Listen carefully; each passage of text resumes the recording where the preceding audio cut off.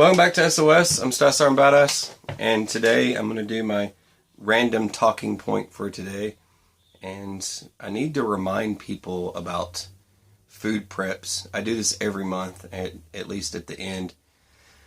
At the end of the month, I try to do these videos where it involves food preps. So what if someone flipped a switch on us and overnight we became this, I guess, type of third world country? What if it happened? What if someone shut the grid down? I don't know. There's a lot of things that you can do, you can say to make it, you don't have to hype things up and scare the crap out of everybody. That's not one of those things that you need to do. I'm not going to do it. But I've got a list here of things people say that I wrote down that is good information, and I wanted to share with you what I collected today for roughly $18. So I've got my spaghetti sauce. I've got my spaghetti. This was $1. This was a couple of bucks. That's a little bit more. Altogether, this was 90 cents for these 3 things of mac and cheese. Rice-A-Roni is about $1 a piece. And this is your teriyaki rice. Let me set that down. This is your teriyaki rice. And this stuff is a little bit under $1 sometimes. Add a tablespoon of peanut butter to it and it tastes awesome. Trust me. There's instructions on the back for the peanut butter. So it's actually on there. I don't know why I only got 2 cans. I got 2 cans of corn. But these are roughly about 40 cents a piece, for all the canned goods. And instant mashed potatoes is, 10 ounce bag is 80 cents ish.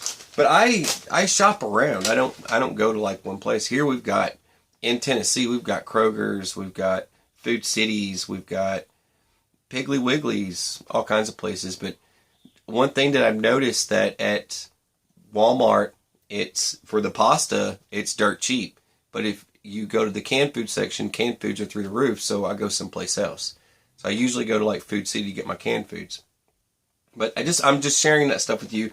But the one thing that is cheap at like Food City was this. And this is your creamy shells and mac and cheese type version of it. And it's about $1, okay?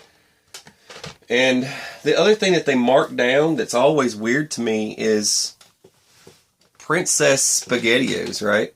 Why is it that Princess SpaghettiOs, because they mark this stuff down, hang on, but just because it's got princesses on it, they're going to mark this down dirt cheap. And it was like the Campbell's chicken noodle soup. It's the princess version. It's marked down. But this is name brand stuff, and I would rather have this. I've got 2 girls, and I guarantee you if I gave the boy some Princess SpaghettiOs, he's not going to know the difference or care. He's just going to eat it. I'm pretty sure he won't even crack a smile. But there's your princess stuff, and I think, what is that, Nancy Drew? I don't know what's up with that, but there's like Little Mermaid. Whatever. Don't care. It was marked down. I guarantee you during SHTF type scenario, I'm going to be eating me some Princess SpaghettiOs in style. I don't care. That's just me. So, Rubbermaid Containers, I talk about this every month, but all you got to do is get yourself some Rubbermaid Containers, or cheaper than Rubbermaid Containers, or buckets, whatever it is, and store your food preps in. This was under $20 for all this stuff, and you could do that every time you go grocery shopping. You don't have to get this much. You could get a little bit under that, but it would get you started for some of you that wanted to ask about that. The other thing that is super dirt cheap, 4 of the 5-gallon buckets, you can get the buckets with the lids, all together come to $20 for 4 buckets. And then you get like the 25, or I think it's 35 pounds or 25 pound bags of rice. Like the expensive stuff's like $20. The little bit cheaper than that's about 10. So around 10 or something like that. But altogether, about $60 will get you 4 bucket stored things of rice. It'll last you a really long time. There's other stuff you can get into, like oats. So you can get a bucket of oats, a bucket of instant potatoes, a bucket of flour, buckets of sugar, all that stuff. Sugar gets used in so many different things. Buckets of salt. Right now, salt's dirt cheap, so it's the perfect time to get it. One thing that always gets brought up is honey, storing honey. Honey doesn't really expire. It can last forever. But you don't want to get that cheap. If you want the benefits of honey, which it has a lot of, they're leaning more into medical field in the honey aspect. And it's a big deal. Honey is a big deal. So, but go to like the farmer's market and get the good stuff. Get the good honey. Stuff that came from a farm, that type of thing. It's not processed and crap. That processed honey stuff, it kind of leaves a bad taste in your mouth anyways. You don't want it. It's kind of like that crappy syrup. Anybody ever bought cheap syrup? You put it on your pancakes and it's like, well, I thought this was going to taste like pancakes today, but it didn't. But that's just one more thing, okay? So a lot of people always ask those questions. But I get to thinking about the Great Depression and things like that. There's a channel out there. The lady's not around anymore. She passed away, but her channel's still up. But it's Great Depression Cooking. And if you ever get a chance, go check that channel out. Me and Sippy Cup watch quite a bit of the different types of meals that she would prepare on that channel. And it's fascinating stuff of Great Depression cooking. It gives you some great ideas for a lot of cool stuff. And Great Depression is a good example of what could happen. Like if there was, just for example, like a financial collapse and things like that. And Sippy and I were talking just the other day. I know this is kind of the freestyle stuff. I get kind of random when I talk about these things. But Sippy and I were talking like, man, there's so many banks. There's so many banks. Look what's going to happen to those banks. It's going to be devastating, right? There's going to be a lot of devastation in that department. And it's going to be worse than the Great Depression, I'm assuming.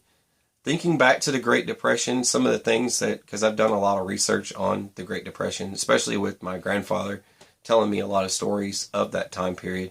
And some of the stories from my great-grandfather was pretty interesting about chickens and, how everyone had chickens, everyone had little chicken coops and things like that. And that's what they did. They all gardened, I'm not getting into victory gardens or anything, but everybody grew their own food. Everyone knew how.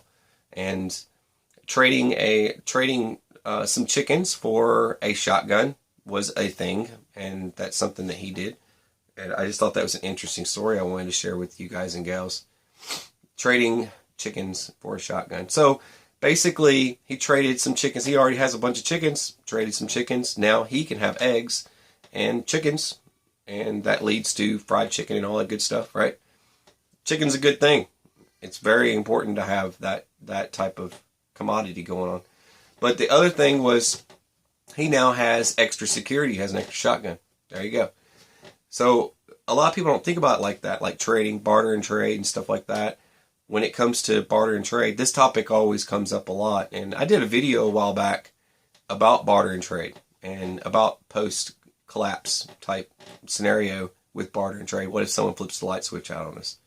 Well, like EMP scenario, things like that. After a nuke, what happens? If you get like an airburst, if there's an airburst from a nuke, it causes an EMP. EMP affects vehicles and things like that. So modern vehicles are paperweights. They don't work anymore. But if you can switch your vehicle over to points systems, then the vehicles will work. So some people out there that are super smart and mechanical would go to work in a facility somewhere trying to put together old vehicles to get things back on the road and get vehicles running again, and coming up with ways to figure out how to get back on the grid again. It would be like a reset button for all of us. We would all be trying to figure out how to get back to civilization instead of living in the 1800s. We're not going to force ourselves to live that way.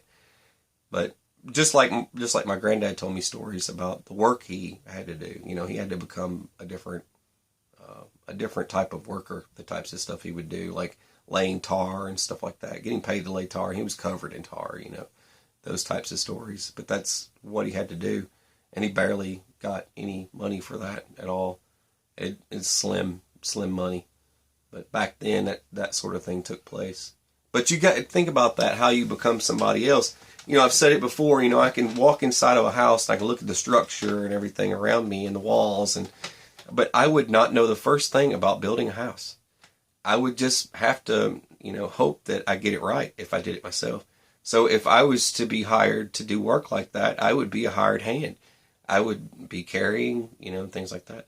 Driving nails. That's another thing for preps, collecting materials, nails, screws, tools, hammers, have an extra hammer, shovels, all that stuff, a hoe, a post hole digger, all these different things that people take for granted, but it's going to be a hot commodity. Like, you got people out there that have like chainsaws. What if the chainsaw doesn't work anymore? And then, you don't have any fuel to run the chainsaw, or what are you going to do then? You're going to have to go old school and have some old school tools. Like I've said before that I go to a flea market. I go to flea markets. That's what I do.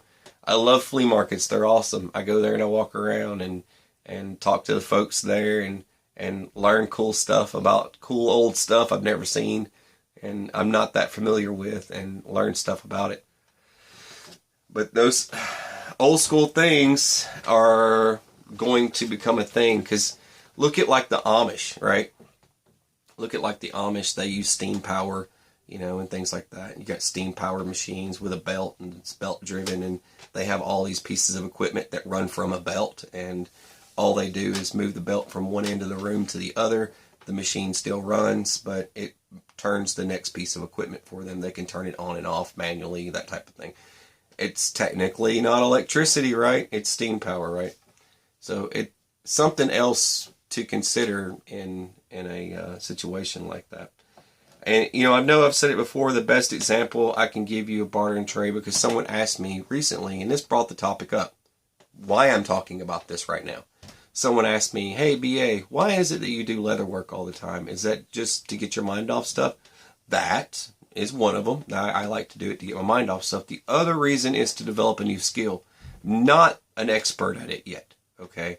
But one day I'll be better, okay? I'll be a lot better. And I've seen myself get better over time. And I know that if I keep doing it, one day I can work. If it was a scenario like that, someone flipped a switch on us and I had to find work, people could bring me the materials. I could make stuff for them, and I could also in turn make stuff for other people that I could trade to get myself a loaf of bread and things like that. Now, the best example of this is the guy who bakes the bread. Like I said before, everybody's got a task. And then somebody will, someone had mentioned to me, well, anybody can cut wood, because the guy's trading loaves of bread. He made a deal with the guy who makes, cuts the firewood so he can get firewood to heat his oven so he can bake the bread. And then you got the guy that he gets the wheat from, and he trades him loaf of bread for the wheat. It's barter and trade type system, huh? It's a whole network, right, of things going on there. But what about the guy that cuts the wood now? Hey, what about the guy that grows the wheat? Not just anybody can go grow wheat, right? It's not an easy task, and it's definitely not something that just anybody can do. It's just like cutting firewood. What about the guy who knows wood and knows that, like your oak trees and things like that, like the difference in like hardwood and softwood. If you go to like the grocery store, for example, you've got like those five in a bundle things of wood, okay? And what is it, like $6? I'm just being sarcastic. I don't think it's $6. But there's like 5 pieces of wood in there. But it's softwood, right? It's that soft stuff. It's not hard wood. But if you split up hard wood like it, like you're supposed to, it will burn a lot longer and at better temperatures. Just saying. Best stuff for an oven when you're trying to bake bread. See what I mean? That type of stuff. There is a little bit of work involved in that besides just cutting up wood. So like the soft wood will burn fast, within minutes.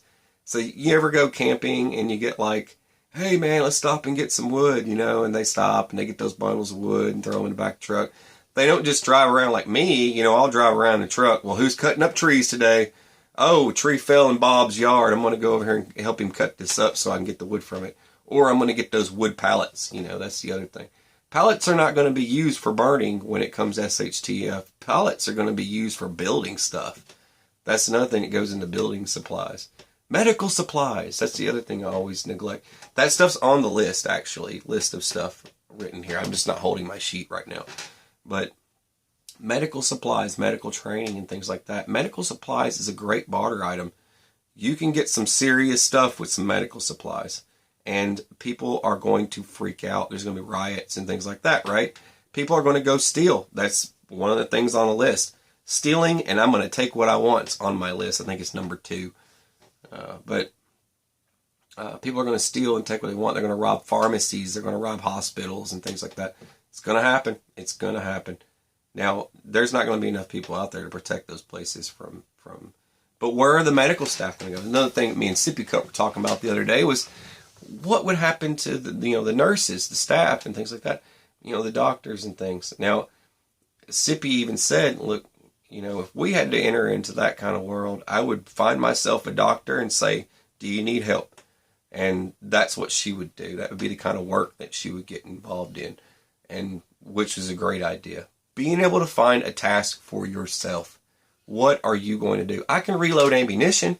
I can fix guns. That's another thing that I'm really good at, but I don't think that'll be a full-time job all the time. I can barter and trade ammunition, but for so long, and teaching archery skills would be another thing that I could probably do. I'm just thinking of stuff for myself, kind of knowing myself, knowing what I can do.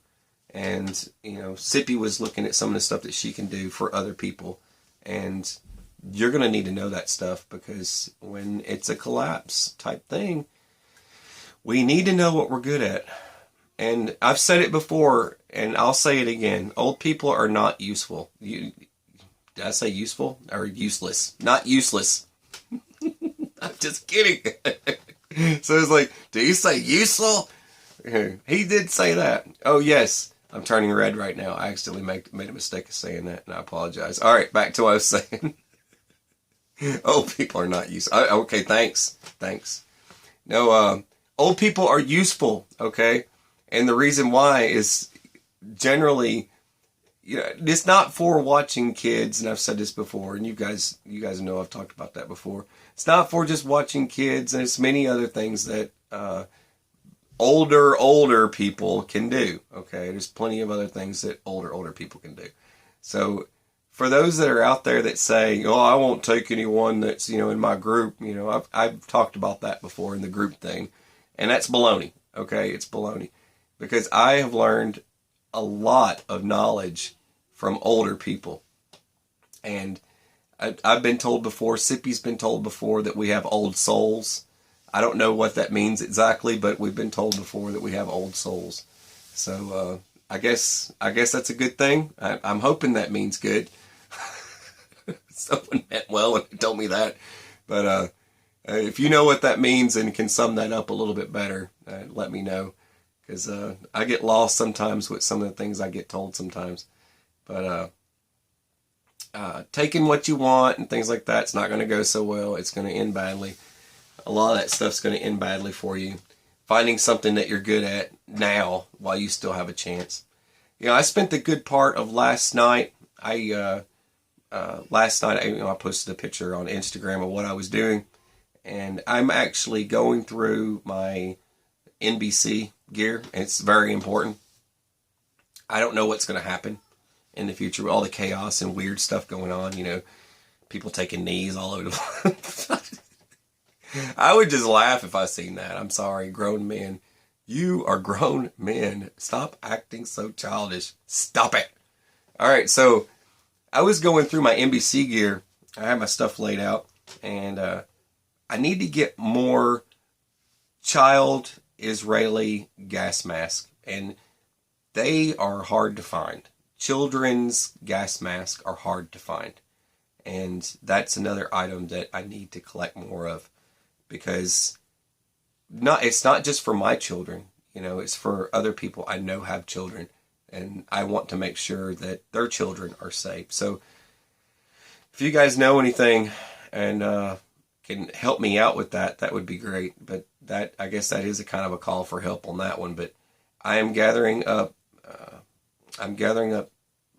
your gas mask type stuff and things like that. That's the stuff that I'm gathering up now. And I've got a lot of equipment for that. But one of the things that I need to get my hands on is more child gas mask. And the Israeli 40 millimeter is the way to go, because most of the good filters, canisters these days, even NIOSH approved canisters out there that will withstand that type of attack from something really bad, would be like your NIOSH. You've got your NIOSH versions of that, and they're military grade, they're NATO type canisters. So I'm trying to get my hands on as much stuff as possible so that I have it here. I can help others, not just myself. So it's not just for me. It's one of those things that I'm doing. But that's the type of stuff that I'm involved with. I'm not trying to get distracted with all the weird stuff in the world. I'm trying to focus on that and get my food preps right, and make sure my water's still good and things like that. All this stuff, right? All this type of stuff. I'm more focused on that stuff right now. And I can't focus on all the other weird stuff going on. People can come to me and tell me what they hear is going on, but I got to keep trucking, man. I got to keep putting this stuff together, and that's what I'm trying to encourage you to do right now. All right, so what was the other one? All right, I did one more on my list that was wacky was the firearms I've never shot before. People will tell me, look, I've got this shotgun. I had it a really long time, but I've never shot it before. Go shoot it. Go shoot it. Go take it and shoot it. Learn your weapons. Learn them. And you need to know now if they're going to fall apart and take a crap on you, because it's important. Did I give out enough information today? I hope so. This is stuff that I think about, and I'm ramping into this, and I wanted to remind people this because it's the end of the month, and we're ramping into a new month. And tomorrow the podcast starts. Podcast Saturday. So those of you that want to come and hang out, it's normally at 8 o'clock, and that's probably when I'm going to have it. So just so you know, if you don't get a notification from me, check, because YouTube is unsubscribing people all over the place. And make sure you check your subscriptions and your notifications, not just for me, but for other people, and just run a double check, because I noticed that weirdness, of me being unsubscribed to people that I always watch, and where are they? Why haven't I seen them in a while? And I go down and I'm like, why am I unsubscribed from them? Because I didn't do it. It wasn't me. So I have to fix my own stuff. So I'm pretty sure you guys have the same problem. But just run a double check. If you don't get the notification from me, just come to the channel at 8 o'clock tomorrow night and come hang out with us. But that's really all I got for you today. And it's Friday. I want you to have a beautiful, fabulous, fantastic Friday. I want you to take life easy and don't get distracted, and focus on this stuff because it's important. And you're watching SOS. I'm Staff Sergeant Bias. Have a beautiful, fabulous, fantastic day. Take it easy. Rainbows, unicorns, all that stuff. Glitter, ponies, glitter. It's raining glitter. Can you just picture glitter?